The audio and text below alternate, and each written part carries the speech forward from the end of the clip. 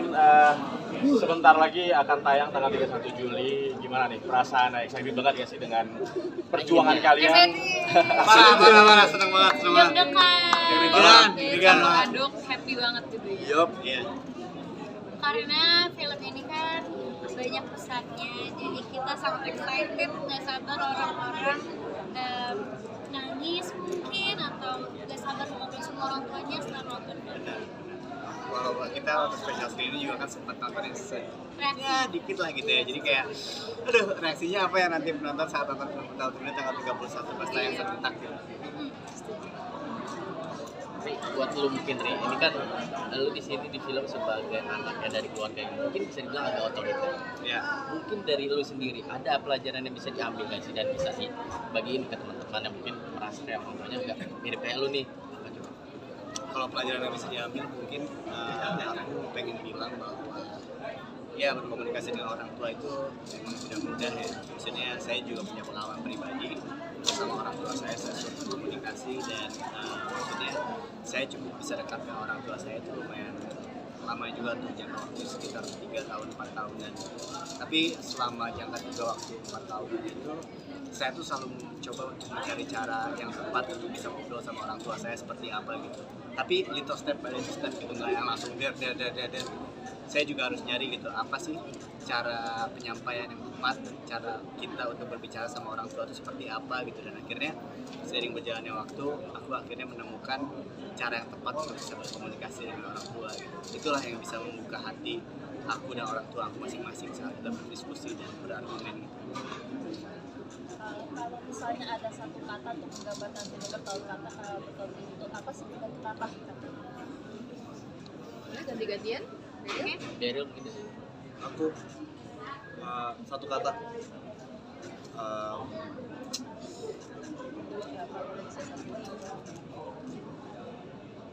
berhak.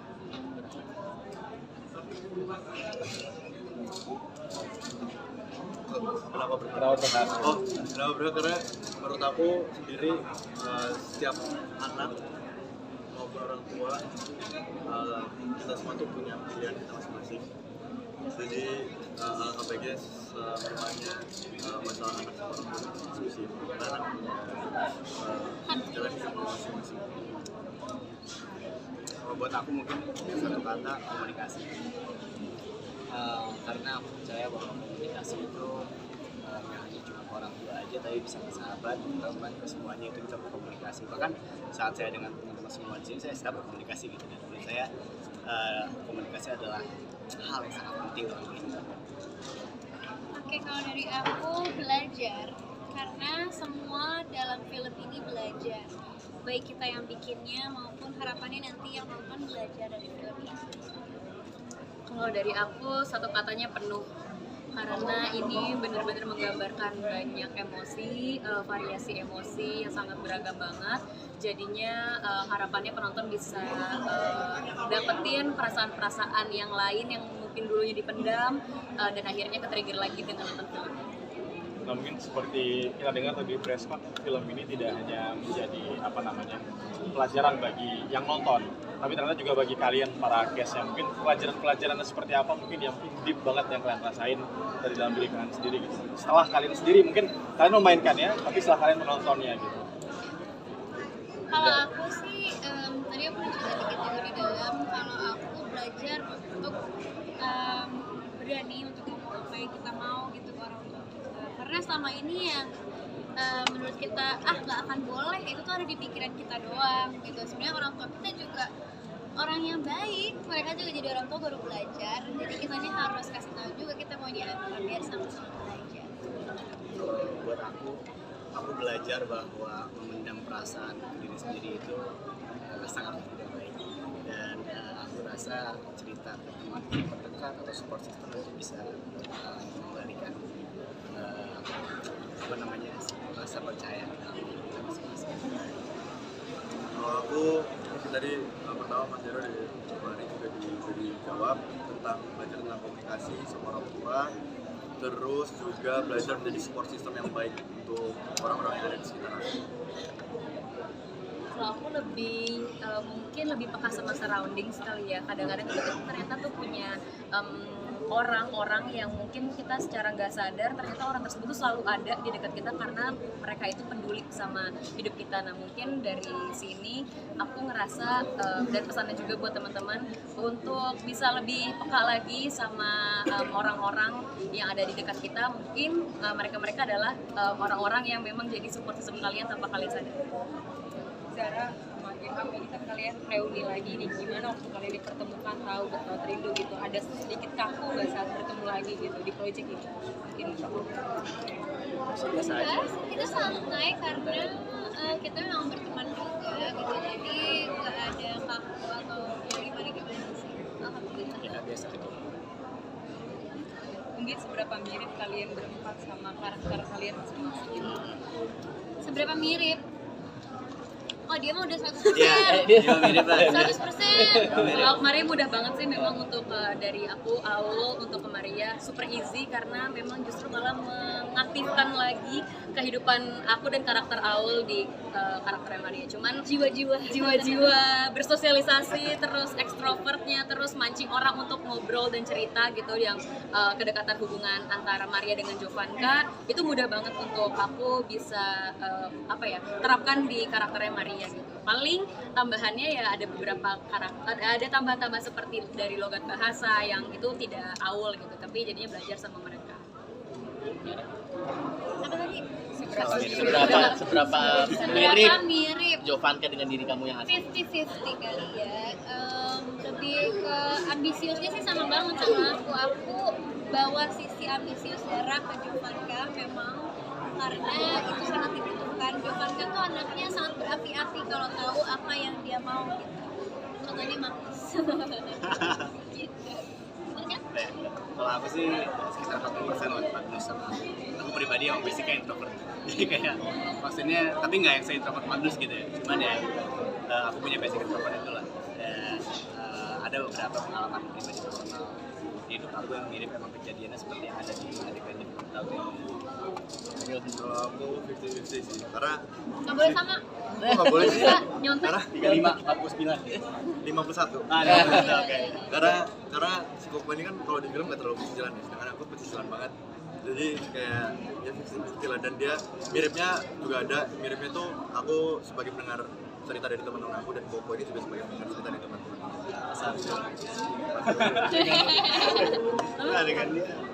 Oke, mungkin dari Syuting di atas apa namanya? Curug. Ini tuh seperti apa dan Deg-degan nggak sih, Ri? Itu Deg-degan nggak, Ri? jangan nggak boleh spoiler. Nggak boleh dong. Gitu tapi sih Tapi itu Tapi gila. scene-nya mungkin gimana? Menegangkan. Ya. Itu gila, itu real, maksudnya itu real, di sana, nggak bisa disebutin di mananya, tapi itu real di sana, dan itu lumayan berbahaya. Licin juga musim hujan, bikin ya, pokoknya bikin lutut getar. Challenging ya? Iya, lutut getar banget tuh ya. itu jam berapa syutingnya? Kita jam 3 pagi, Jam 3 pagi. paling 3 pagi syuting sampai jam sampai matahari terbit. Oke, mungkin dari film Bertaut Rindu sendiri apa sih yang spesial dan kenapa orang harus nonton? Karena ini kalau orang lihat dari luarnya mungkin kayak remaja-remaja ABG, tapi ternyata ini dalam banget. Mungkin apa yang spesial dari film ini? Kalau menurut aku yang spesial dari film Bertaut Rindu ini, aku merasa bahwa film Bertaut Rindu ini dia mempunyai sisi edukatif dan dia juga mempunyai sisi hiburan yang sangat menarik. Jadi cocok banget buat ditonton nanti sama semua orang. Sinematiknya juga menarik banget. Jawabannya banget Mas Rabu. Maksudnya kita bareng aja maksudnya. Iya kan bareng aja nggak Iya, usah. jadi ya Oh jawabannya. iya. Kamu harus beda ya, Ber. Gue yang harus beda nih. Aku setuju sih ya mau. Setuju ya? Sinematografinya tapi bagus kan, gambar-gambarnya gitu, apalagi gambar-gambarnya Magnus pas di kamera gitu kayak bagus banget, memanjakan mata Iya, insya Allah. Bener-bener kayak kenapa kita akhirnya di blue gini ya, jadi kayak bener-bener berkelindan banget sama saya, berhubungan banget sama warna-warna Kehidupan. Iya. Biru. Bukan. Mungkin terakhir teman-teman media. Promo. Ari, mau nanya dong, ini kan kamu sudah depresi ya. Iya. Gimana sih setelah selesai syuting masih ke bawah gak yang Perasaan yang depresi, yang campur aduk dalam karakter. Ya mungkin setelah beres syuting film Bertaut itu ya masih ada sisa-sisa residu dikit lah, kayak misalkan 3 hari 4 hari semingguan masih terasa lah, cuman ya setelah itu udah keluar lagi karena ya ada karakter baru yang masuk. Tapi penumpukan Padet depresi, joknya. Sibuk Langsung pisan padet. dari depresi itu seperti apa mungkin dari kamu sendiri tadi? Penumpukan Selain dari stabilo tadi yang kamu bilang itu, ada lagi nggak selain itu? Dengerin lagu Pak. Dengerin lagu itu sangat membantu banget ya, untuk menemukan titik emosi yang mana yang pas ya. Dengerin lagu sama tadi yang aku bilang berarti emosi tadi yang pakai stabilo. Mungkin itu menjadi unik juga nggak sih? Maksudnya kan menjadi titik-titik biar kamu bisa lebih apa namanya, maksudnya mendalami juga. Itu terinspirasi dari mana sih? Research-nya dari mana? Iya, kenapa bisa Oh, kayak itu research-nya ya, maksudnya itu tipikal, maksudnya kami semua juga ada workshop acting juga kan sebenarnya, dan itu bisa dibilang namanya watch beyond lah. Jadi aku kata-katain watch beyond itu kejadiannya kayak apa saat ini, dia lagi dalam keadaan apa dan segala macam. Jadi aku mengingat emosi dari belajar juga lah dari pengalaman. Ari, lagunya apa yang dipelajari? Rahasia. Bertaut Rindu. Seiring pastinya seiring. Iya. Promo. Oke, closing ya. Silakan ketua. Silakan ketua. Tum, siap Tum. Oke, siap. Halo semuanya. Nama aku Ari Irham. Aku Sarah. Tum yang bener Tum. Tum yang bener Tum. Oke, Tum yang bener Tum. Halo semuanya, nama aku Ari Irham. Nama aku Bertram Biril. Aku Zara Adisti. Aku Aulia Deas. Jangan lupa buat saksikan film Bertaut Rindu tanggal 31 Juli hanya di bioskop. Semua impian pas. Semua impian.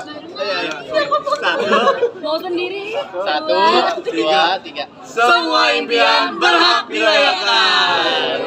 Thank you. Terakhir foto lagi. Foto lagi boleh?